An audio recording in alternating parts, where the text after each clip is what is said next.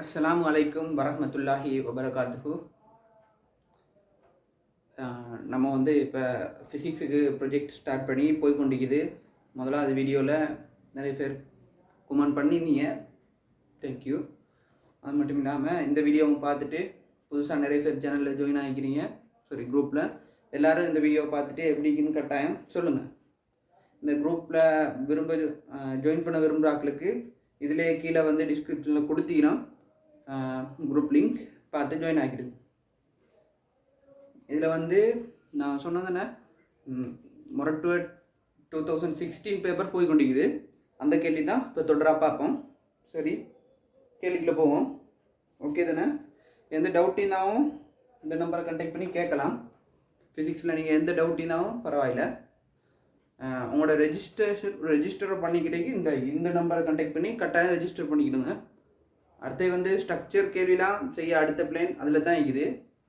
கட்டாயம் ரெஜிஸ்டர் பண்ணிக்கிடுங்க. அவங்களுக்கு தான் நம்ம ப்ராட்காஸ்ட்டில் மெசேஜ் போடுறோம்.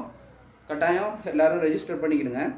இந்த நம்பரை கான்டாக்ட் பண்ணி கேட்டால் உங்களுக்கு அதுக்குரிய டீட்டெயில்ஸ் கிடைக்கும்.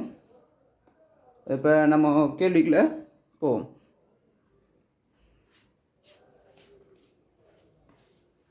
இப்போ வந்து அதில் வந்து கேள்வி வந்து 18வது கேள்வி பார்ப்போம். ஓகே தானே?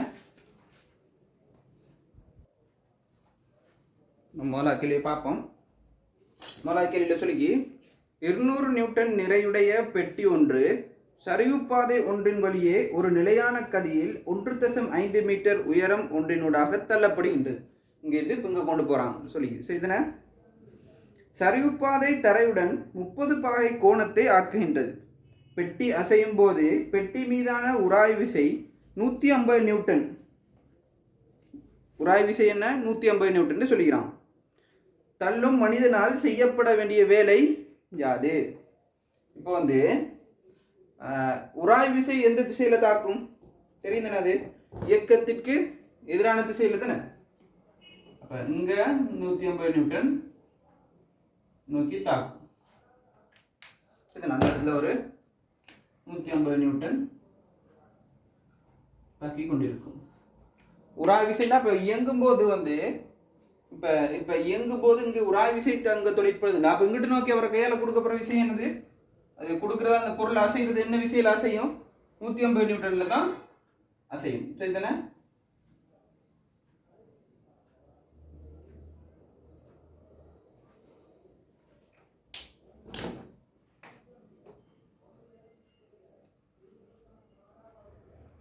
அடுத்து சின்னதாகின்னு சொல்லியிருந்தீங்க. சரி,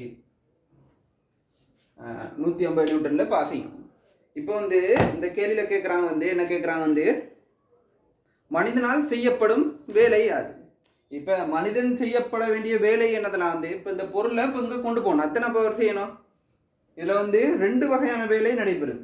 ஒன்று வந்து இந்த பொருளை இந்த தளத்துலேருந்து இங்கே கொண்டு போகணும், இந்த விசையை கொடுத்து இப்படி கொண்டு போகணும்.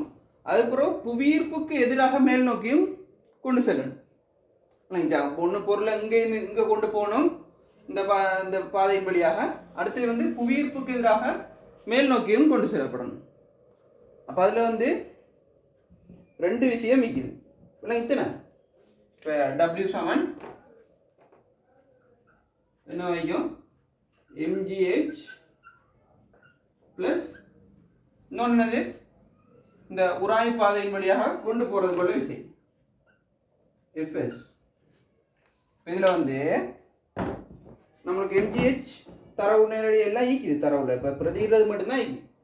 mg தந்திக்கிறாங்க வந்து 200 நியூட்டன், உயரம் 1.5 மீட்டர். அப்படின்னா வந்து 200 நியூட்டன் தர 1.5 மீட்டர் பிளஸ் இப்போ வந்து உராய்வுக்கு எதிராக தொழிற்படுறது என்னது? என்ன விஷயம் சொன்னேன்? 150 நியூட்டன் தானே சொன்னேன். தாக்கப்படுற விசை என்னன்னு சொன்னோம்? இந்த 150 நியூட்டன். அது ஓகே தானே? இப்போ வந்து இந்த தூரம் நம்ம தான் கண்டுபிடிக்கணும். இப்போ இந்த கோணம் தெரியும், இந்த பக்கம் இது நீளம் தெரியும், அதை வச்சு கண்டுபிடிக்கலாம். இதில் செய்கிறேன். சைன் 30 சமன் எதிர்பக்கத்தின் கீழ் செம்பக்கம். அப்படின்னா வந்து 1.5 மீட்டர் கீழே தெரியாது எக்ஸ் sin 30 என்ன half அப்படின்னா 1/5 கீழ் இப்போ x பெருமானம் 3 மீட்டர். சரி தானே? இப்போ 150 நியூட்டன் தர 3 இப்போ பெருக்குனா என்ன 450 நியூட்டன் ப்ளஸ் இதில் என்னது 300 நியூட்டன். இப்போ கூட்டுனா வந்து எத்தனை வரும் 750 நியூட்டன். இதுதான் இந்த கேள்விக்கு விட. எத்தனாவது கேள்வி இது? இல்லை, எத்தனாவது விட? 5th answer. எத்தனை 5th வந்து ஆன்சர் இந்த கேள்விக்கு. ஓகே தானே? அடுத்த கேள்வியை பார்ப்போம். அடுத்த கேள்வி இதில் சவுண்ட்லேருந்து வந்திக்குது. ஓகே தானே? சவுண்ட்லேருந்து வந்திக்கு இந்த கேள்வி. சரி, இரு ஒத்த குழாய்கள், ஒரே வகையான குழாய்கள், சரியா? இரு ஒத்த குழாய்கள் x, y என்பன காட்டப்பட்டுள்ளன. குழாய் x ஆனது கீழ்முனை மூடியதாகவும் y ஆனது இருமுனை திறந்ததாகவும் காணப்படுகின்றது. இசைக்கவர் ஒன்று குழாய் எக்ஸின் மேல் வைக்கப்படும் போது அதில் அதிர்வெண் எஃப்பில் வளிநிரலுடன் பரவுகின்றது. எஃப்பிலும் குறைவான எந்த ஒரு அதிர்வெண்ணுடனும் குழாய் எக்ஸ் பரிவுருவவில்லை. குழாய் வையின் மேல் வைக்கப்படும் போது பரிவு நிகழும் இசைக்கவையின் அதிர்வெண்ணாக இருக்கக்கூடியது.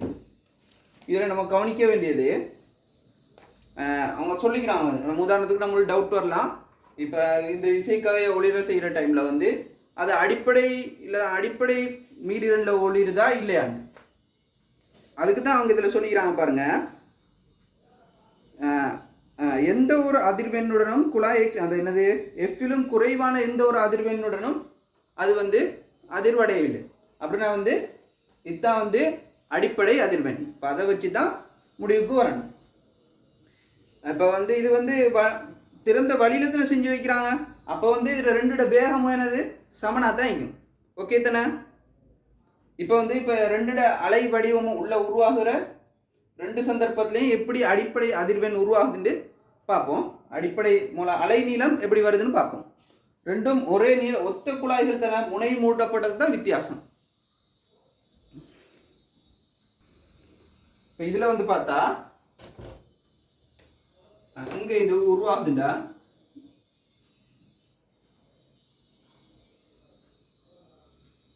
இப்படித்தான் வந்து அடிப்படை மீடியனுக்குரிய அலை நீளம் இப்படித்தான் ஒரு முனை மூடியதில் உருவாகும். ஓகே தானே? இப்போ இதில் வந்து எப்படி உருவாகும்னு பார்த்தா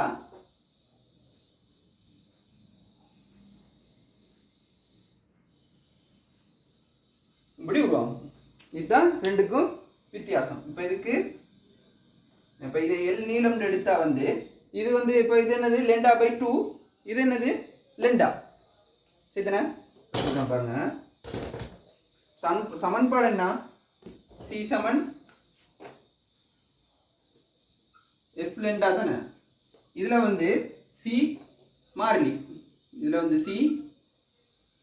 ஏன்டா இது வந்து என்னது ஒரு வழியில் வச்சு செஞ்சா அது எந்த இசைக்கவையை வச்சு இப்போ கேட்டுக்கிறது வந்து என்னது கேட்டுக்கிறதுனா பரிவு நிகழும். இந்த இதில் வந்து என்ன இசைக்கவையை வச்சா பரிவு நிகழும்னு கேட்டுக்கிறான்.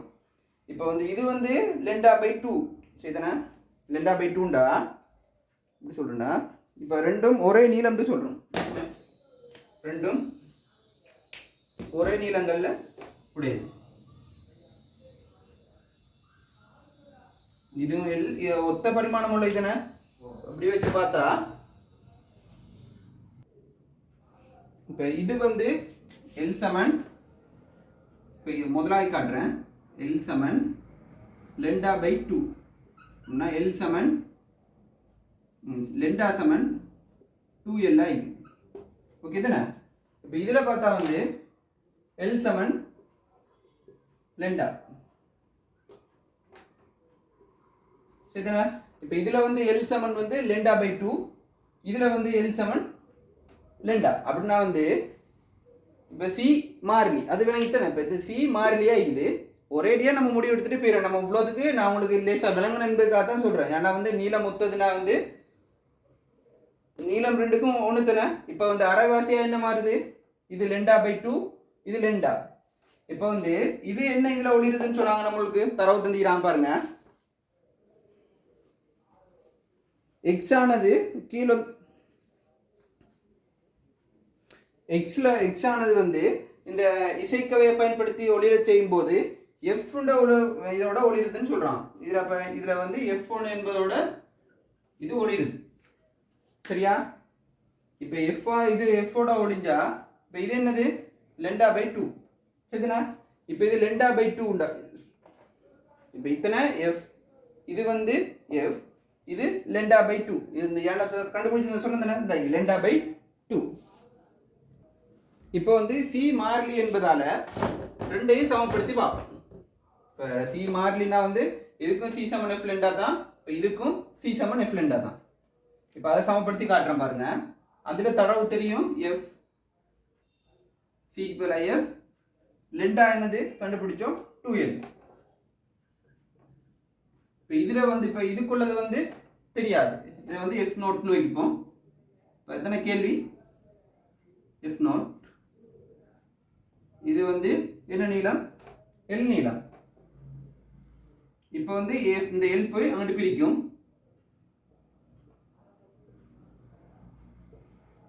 சமன் எஃப் நோட், எல்லும் எல்லும் கேன்சல் ஆக எஃப் நோட் சமன் 2Fன்னு வரும். நான் அவ்வளோதுக்கு செஞ்சு காட்டினதுக்கு காரணம் உங்களுக்கு விளங்கணும் என்பதுக்கா. இதில் விஷயம் என்னடா வந்து அலைநீளம்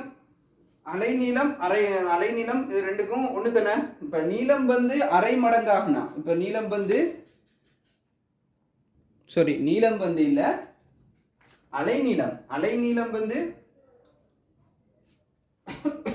இப்போ இது வந்து அலைநீளம் அரை மடங்காகனா வந்து எஃப் வந்து ரெட்டிப்பாக்கப்படும். விளங்குச்சா? அப்படின்ட்டு ஒரே குறிப்பிட்ட நீளத்துக்குள்ள வந்து லெண்டா வந்து அரை மடங்காகனா வந்து எஃப் அது அரைவாசியாக இது 2 மடங்காகணும். ஏன்டா வந்து 2 சமனாத்தை நீக்கணும். விளங்கிச்சா? இது நான் அவ்வளோதுக்கு செஞ்சு காட்டுறது உங்களுக்கு விளங்கணும் என்பதுக்காக தான். உதாரணத்துக்கு இப்போ இதில் ஏற்படுற குறைவு வந்து இப்போ இதில் 2L ஆகுது, இது எல்லாம் மாறினா இது எஃப் ஆகிக்கிறது, இது என்ன மாறணும் 2F மாறணும். அவ்வளோதான். நான் அவ்வளோதுக்கு செய்யணுன்ற அவசியம் இல்லை, நான் உங்களுக்கு விளங்கணும் என்பதுக்காக செஞ்சு காட்டிட்டு போகிறேன். விளங்கிக்குன்னு நினைக்கிறேன். இப்போ அடுத்த கேள்வியை பார்ப்போம். அப்படின்னா இதுக்கு எத்தனாவது ஆன்சர், 5th ஆன்சர். இதுக்கும் 5th ஆன்சர். ஓகே தானே? அடுத்த கேள்வி பார்ப்போம்.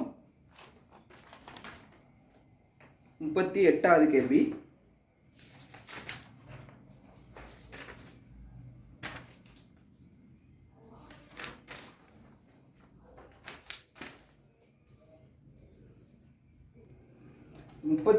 கேள்விக்கு வந்து நான் எல்லா கேள்விக்கும் படம் கீறி விளங்கப்படுத்தல. முதல்ல விஷயத்த சொல்கிறேன், அதுக்கப்புறம் இந்த இதை வச்சு உங்களுக்கு எந்த ஆன்சர் வரும்னு சொல்லிட்டு போகிறோம். ஓகே தானே?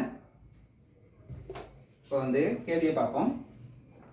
எத்தனாவது கேள்வி, 38வது கேள்வி.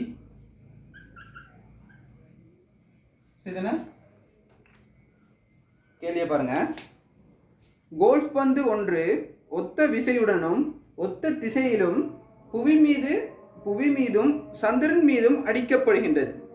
கோல்ஃப் பந்து வந்து ஒத்த விசையிலும் அதே ஒரே திசையிலும் வந்து அடிக்கப்படுது. சரிதானே? இப்போ கோல்ஃப் பந்தில் எடுக்கும் பாதையின் வடிவங்களை குறித்து வரைவு. கேள்வியை பார்ப்போம். சரிதானே? இப்போ இதில் என்ன சொல்ல வராங்கடா, இதில் வந்து நம்ம இதில் வழித்தடையை புறக்கணித்து பார்க்கக்கூடாது. இல்லை வழித்தடையோட தான் கேள்வி செய்யணும். ஆனால் வந்து என்ன விஷயம்டா வந்து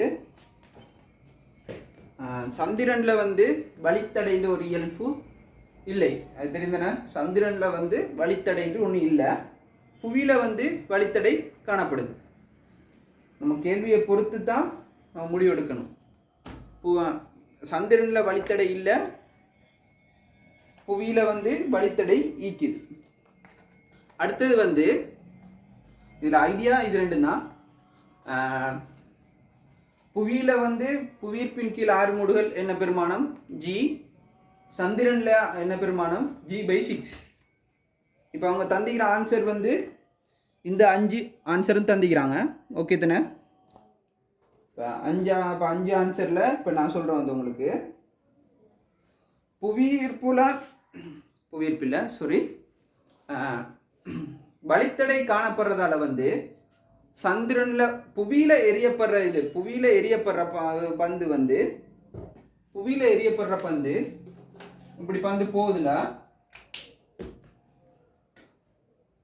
புவியில் இப்படி எரியப்படுற பந்து இப்படி வந்து வழித்தடை காரணமாக இதே அரைவாசி பின்பக்கமும் ஈக்காது. அப்போ வழித்தடை காரணமாக குயிக்கா ஓய்வடையக்கூடிய மாதிரி இருக்கும். அதே அரைப்பங்க கொண்டிக்காது புவியில். புவிக்கு எடுத்தா அதே வீசின அரைவாசி மாதிரியே வந்திக்காது. அதே நேரம் சந்திரனுக்கு பார்த்தா இப்போ நம்ம எப்படி வீசினமோ அதே அரைவாசியை படம் கொஞ்சம் கோணிட்டு வரலாம், விஷயம் விளங்குனா ஓகே சரிதானே? இது வந்து சந்திரனுக்கு வந்து வழித்தடை இல்லை சரிதானே? இப்போ இது 2 தான். இப்போ இது ஒரு ஐடியா. இப்போ அடுத்தது என்னன்னு பார்த்தா வந்து எது குயிக்கா ஓய்வடையும், எது குயிக்கா தரையை நோக்கி வந்தடையும்? G/6 ஈக்கிறது குயிக்கா தரையை வந்தடையுமா, இல்லாட்டி G ஈக்கிறது குயிக்கா வந்தடையுமா? புவியீர்ப்பின் கீழே ஆர்முடுகள் கூட இருந்தால் குயிக்கா கீழே வந்துடும். அப்போ எப்போ எது குயிக்கா வரும்? புவியில் உள்ளது தான் குயிக்கா கீழே வந்தடையும். ஓகே தானே? அப்போ வந்து என்னது, புவியில் உள்ள வட்டம் வந்து சின்னதாகவும் ஈக்கணும், ஏன்னா வந்து பெரிய உயரம் போய்க்கிறாது, சின்ன உயரம் தான் போய்க்கணும். சந்திரனை விட சின்னதாகிக்கணும், சந்திரன் பெருசாகிக்கணும். மற்ற வந்து சரியான அரைவட்டமாகவும் ஈக்கக்கூடாது புவியில். அப்படி ஆன்சரை பார்த்தா வந்து இப்போ இதில் பார்த்தா வந்து 2ம் சரியான அரைவட்டங்களாக தந்திக்கிறான். இதில் பார்த்தா வந்து 2ம் சரியான அரைவட்டங்களாக தந்திக்கிறான். அப்போ இந்த கேள்வி அதால் வராது. இதில் வந்து 2ம் சரியான அரைவட்டம் இல்லைன்னு தந்திக்கிறான். அப்போ இதுவும் வராது. ஓகே தானே? இது வந்து இப்போ மேல் நோக்கி வீசப்பட்ட பந்து, ஒரு குறிப்பிட்ட வீசப்பட்ட பந்து குயிக்காக ஓய்வடைஞ்சிடும் என்பதால் 2 இடைப்பெயர்ச்சியும் சமனாக ஈக்காது. அப்போ இந்த ஆன்சரும் வராது. இப்போ இந்த ஆன்சர் விளக்கம் தேவையில்லை, அது ஒவ்வொரு கேள்வியை குழப்பறைக்கு மாதிரி தருவாங்க, அது தேவையில்லை. இப்போ இதில் விட வந்து 5வது ஆன்சர் எப்படி வந்து விளங்கு தானே? தரைமட்டம் இப்படி எடுத்தா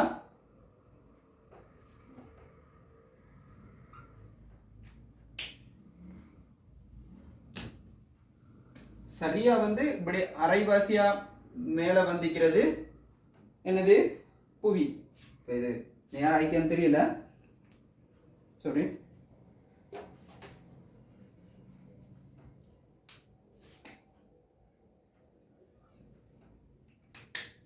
இப்போ பார்த்தோமா இருந்தால் சரியா அப்படி அரைவாசியா வர்றது புவியில் உள்ளது.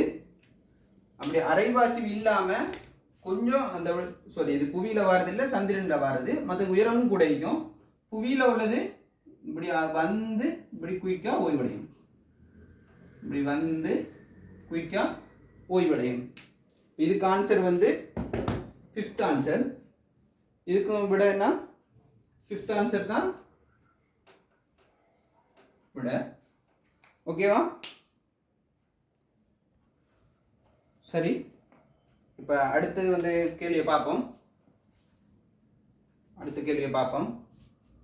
எல்லாருக்கும் விளங்கி நினைக்கிறேன்.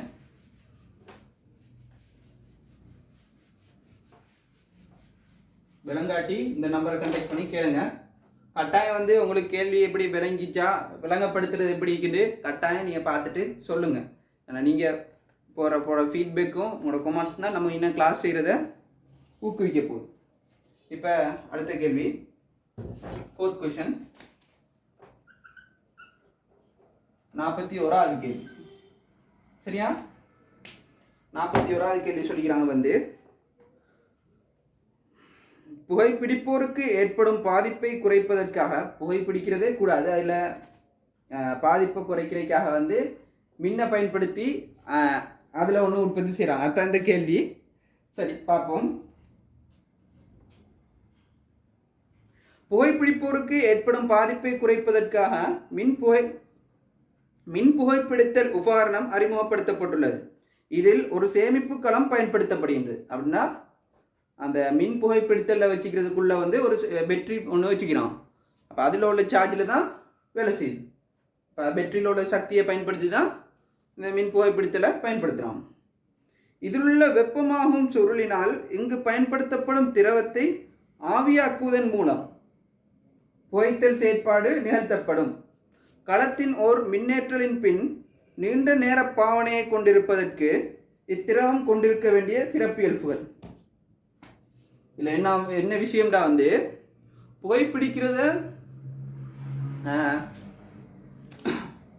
புகைப்பிடித்தலால் ஏற்படும் பாதிப்பை தவிர்ப்பதற்காக வந்து அவங்க பேட்டரியை பயன்படுத்தி, பேட்டரினா மின்சாரத்தை பயன்படுத்தி அதனால் ஒரு புகைப்பிடிக்கிற ஒரு உபகரணத்தை கண்டுபிடிச்சிக்கிறாங்க. அது எப்படின்னா அது பேட்டரியில் உள்ள சார்ஜ் அதுக்கப்புறம் அந்த சக்தியை வச்சு தான் அது வேலை செய்யுது. அது சக்தி என்ன செய்யுதுன்னா வந்து அதுக்குள்ளே காணப்படுற வெப்ப சுருள் ஒன்று அதுக்குள்ள உள்ள திரவத்தை வந்து ஆவியாக செய்கிறதன் மூலம் என்னது அதை புகையாக வெளியேற்றப்பட்டு அப்படி இது பயன்படுத்தப்படுது. இப்போ என்னது அந்த திரவம் ஆவியாகிறதால தான் இப்போ அங்கே ஆவியாகல் செயல்முறை நடக்குது. சரித்தானே? இப்போ அப்படித்தானே புகை வெளியேறுது. அப்போ இதில் என்னது கேள்வி வந்து அவங்க கேட்டுக்கிறாங்க வந்து இதை நீண்ட நேரம் பாவனை செய்வதற்கு என்ன ஈக்கண்டு. இப்போ நம்ம வந்து திரவம் தானே ஆவியாக மாறுது பார்ப்போம். அப்படின்னா வந்து அதுக்குள்ள சக்திக்கு பயன்படுத்தப்படுற சக்தி என்னது Q = ms θ. அதுக்கப்புறம் வந்து அது திரவம் ஆவியா மாறிக்கொள்ள ml. இப்போ வந்து அவங்க சொல்றாங்க என்ன சொல்றாங்க இந்த நீண்ட நேரம் பாவிக்கின்றா என்னது ஒரு பேட்டரி ஏற்றப்பட்டிக்கும். அதை நீண்ட நேரம் பாவிக்கின்றா என்னது சார்ஜ் வந்து ஒவ்வொரு நேரம் பயன்படுத்துகிற வீதம் குறைவாயிக்கணும். அப்போ வந்து நீண்ட நேரத்துக்கு யூஸ் பண்ணலாம் தானே. அப்படின்னா வந்து Q குறையணுண்டா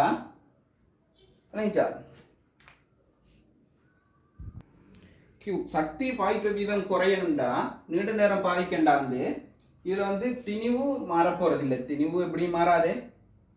இப்போ வந்து நம்ம அதில் பார்க்கணும் என்ன மாற்றலும் இந்த தன் வெப்ப கொள்ளளவு குறையணும். ஓகே தானே? தன் வெப்ப கொள்ளளவு குறையணும். அதுக்கப்புறம் வந்து அவன் தந்திக்கிறது வந்து இந்த மூணு விஷயத்தை தான் சம்மந்தப்படுத்தி கழிச்சிக்கிறாங்க. அப்புறம் ஆவியாதனை தன்மறை வெப்பம். சரிதானே? அப்போ என்னது இந்த எல்லும் குறைஞ்சா இந்த பெருமானம் என்ன குறையத்தான் போகுது. அப்போ இதுவும் குறையணும். கொதிநிலையை என்ன செய்யணும்? கொதிநிலையும் குறைஞ்சா பயன்படுத்தப்படுற சக்தியோட அளவு குறையத்தான் போகுது. அப்போ இதுவும் குறையத்தான் வேணும்.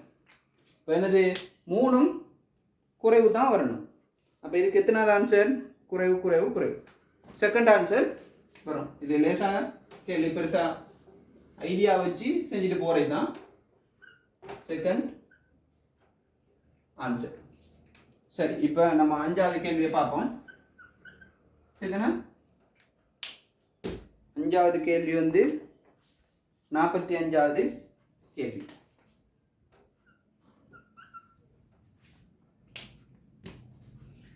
இலட்சிய வாயு தொகுதி ஒன்று குறித்த அமுக்க கனவளவிலிருந்து இலட்சிய வாயு தொகுதினா வந்து இப்போ அதுக்குள்ள காணப்படுற மூன்று எண்ணிக்கையெல்லாம் மாறப்படலாம். அதைத்தான் மாற்றி செய்கிறான். அவன் இலட்சிய வாயு தொகுதி ஒன்று குறித்த அமுக்க கனவளவிலிருந்து குறித்து இன்னும் ஒரு கனவளவிற்கு மாற்றுறாங்க. கனவளவைத்தான் மாற்றுறதால கனவளத்தை மாற்றி தான் செய்கிறாங்க முடிய மூன்று எண்ணிக்கையெல்லாம் அங்கே மாறப்போகிற இல்லை. சரிதானே?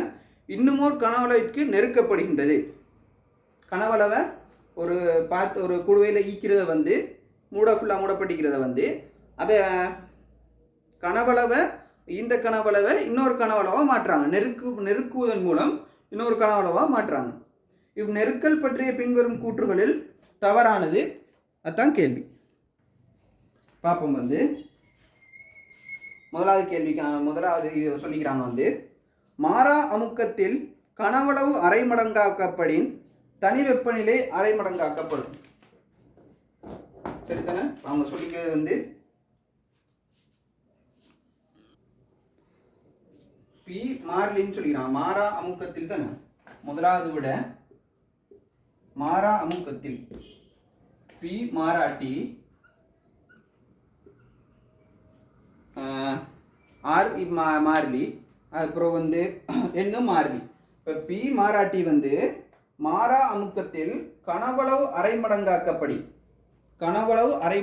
மடங்காக்கப்படின் பிவியில் வி அரைவாசி ஆக்கப்பட்டார்.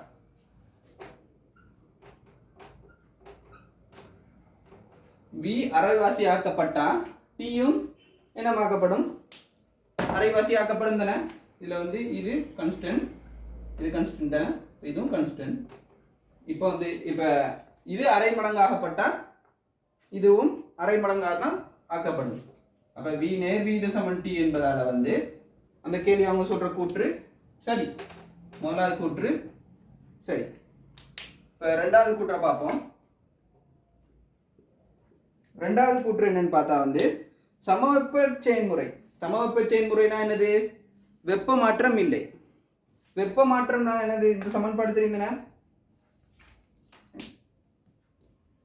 வெப்ப மாற்றம் இல்லைண்டா டி மாற்றம் இல்லை அப்படின்னா என்னது, இதுல மாற்றம் இல்லை. சரியா, கனவளவு அரை மடங்காக்கப்படும்.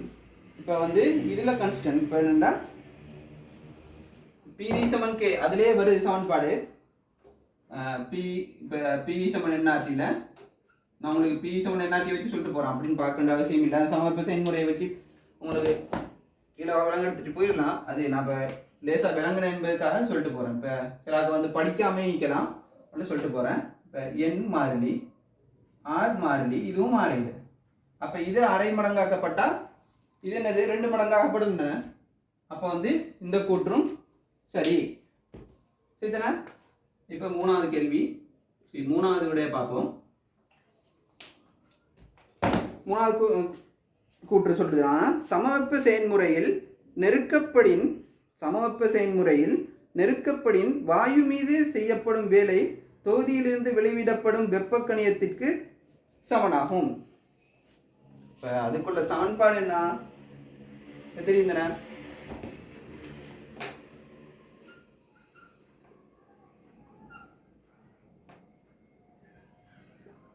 இதுல வந்து வாயு மாறாட்டி வந்து இது மாறாது, டெல்டா யூ மாறாது. ஏன்னா டெல்டா யூல வந்து 3/2 KT தானே தங்கிக்குது. இப்போ டி மாறாட்டி வந்து இப்போ இது மாறாது அப்படின்னா இது சமன் டெல்டா டபிள்யூ. இப்போ வாயுவினால் வேலை செய்யப்பட்டா அது வந்து சக்தியை உறிஞ்சும். வாயுவினால் ஒரு வேலை செய்யப்படுறதால சக்தி உறிஞ்சும். வாயு மீது வேலை செய்யப்பட்டால் அது என்னது, சக்தியை வெளிவிடும். சரிதானே. அப்போ வந்து இது என்னது, இது மைனஸ்ல வரும், இதுவும் மைனஸ் தான் வரும். இப்போ சரிதானே. அவங்க இப்போ என்ன கேட்குறாங்க, சமவெப்ப செயல்முறையில் நெருக்கப்படின் வாயு மீது செய்யப்படும் வேலை தொகுதியில் வெளிவிடப்படும் வெப்ப கணியத்திற்கு சமனாகும். ஏன்னா வெளிவிடப்படுறதுக்கு சமனாக நீக்குது. சரிதானே. இப்போ இது 0 ஆகிட்டு இப்போ சமவெப்ப செயல்முறையை வச்சு எடுத்து காட்டிட்டேன், விளங்கிட்டேன். இப்போ இது சரி. அடுத்து நாலாவது கேள்வியை பார்ப்போம். நாலாவது கூற்று என்னன்னு பார்த்தா வந்து சேரலில்லா செயல்முறையில் நெருக்கப்படின் வாயு மீது செய்யப்படும் வேலை தொகுதியின் அகசக்தி அதிகரிப்பிற்கு சமனாகும். சேரலில்லா செயல்முறையில் என்னது, சேரலில்லா செயல்முறையில் சக்தி அகத்துறிஞ்சலோ இல்லாட்டி சக்தி வெளியேற்றலோ ரெண்டு நடக்காது. அப்படின்னா டெல்டா கியூ வந்து 0 ஆகிக்கும். விளங்குதா எப்படின்னு? அது எப்படின்னா வந்து சமன்பாடு மூலம் எடுத்து காட்டிடுறேன். டெல்டா கியூ டெல்டா டபிள்யூ சமன் delta W plus delta U. இது 0 ஒன்று, டெல்டா டபிள்யூ சமன் ஒன்று மைனஸ் டெல்டா யூ ஆகிக்கணும், அல்லது வந்து delta you Saman minus delta W ஆகிக்கணும். இது ரெண்டில் ஒன்று தானே வரும். அப்படின்னா இது வாயு மீது வேலை செய்யப்பட்டா வந்து அது வந்து வாயு மீது வேலை செய்யப்பட்டா வந்து சரியா, அது வாயு மீது வேலை செய்யப்பட்ட இது மைனஸ் தானே, அது அகசக்தி அதிகரிப்புக்கு சமனாகும். வாயுவினால் வேலை செய்யப்பட்டா வந்து அது அகசக்தி குறைவுக்கு காரணமாகும். அப்போ வந்து டெல்டா கியூல வந்து எந்த மாற்றமும் இல்லை. டெல்டா கியூல எந்த மாற்றமும் இல்லை. இப்போ அவங்க கேட்கறது என்ன கேட்குறாங்க,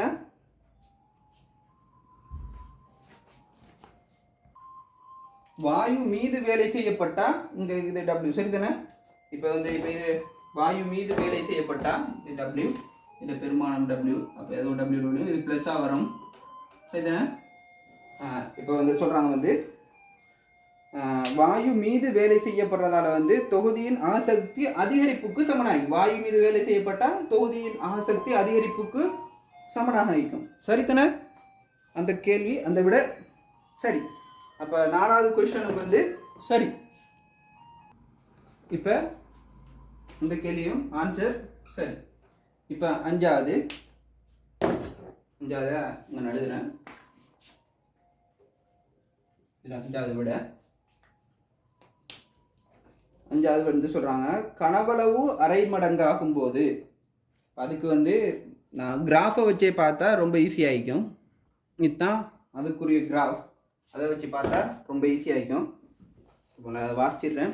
கனவளவு அரை மடங்காகும் வரை செயலில்லா செயன்முறையில் நெருக்கப்படுவதை விட சமவெப்ப செயன்முறையில் நெருக்கப்படுகையிலே வாயு மீது கூடுதலான வேலை செய்யப்படும். சரிதானே? இப்போ ரெண்டுலேயும் கனவளவு நெருக்கப்படுறதுக்குள்ள கிராஃப் தான் இது. பி எதிர் வி வரைப்பு. இதில் அடைக்கப்பட்ட பரப்பு வேலையை தரும். இப்போ அடைக்கப்பட்ட பரப்பு எதுக்கு கூட வரும்? இப்போ அவங்க சொல்லிக்கிறாங்க எப்படி? கனவளவு அரை மடங்காகும் வரை செயலில்லா செயன்முறையில் நெருக்கப்படுவதை விட சமவெப்ப செயன்முறையில் நெருக்கப்படுவதிலேயே கூடுதலான வேலை செய்யப்படும். இதில் அடைத்த பரப்பு என்னது தரும்? வேலை. இதை விட இதுக்கு கூடன்னு சொல்கிறாங்க. எதுக்கு கூட வருது? இதுக்கு தான் கூட வருது. இத்தனை மேல் நோக்கி. அப்போ வந்து கடைசி கேள்வி கடைசி விட பிள்ளை. இப்போ இதுக்கு ஆன்சர் என்ன? 5th answer. எல்லாம் அவ்வளோதான். எல்லாரும் பார்த்துட்டு உங்களுக்கு எப்படி கேள்வி விளங்கிச்சா இல்லையாண்டு கட்டாயம் கமெண்ட்டில் சொல்லுங்கள். நீங்கள் போகிற ஃபீட்பேக்கை வச்சு தான் எங்களை தொடர்ந்து செய்கிறதுக்கு விருப்பம் இருக்கும். கட்டாயம் சொல்லுங்கள். இதோட முடிச்சுக்கிறோம்.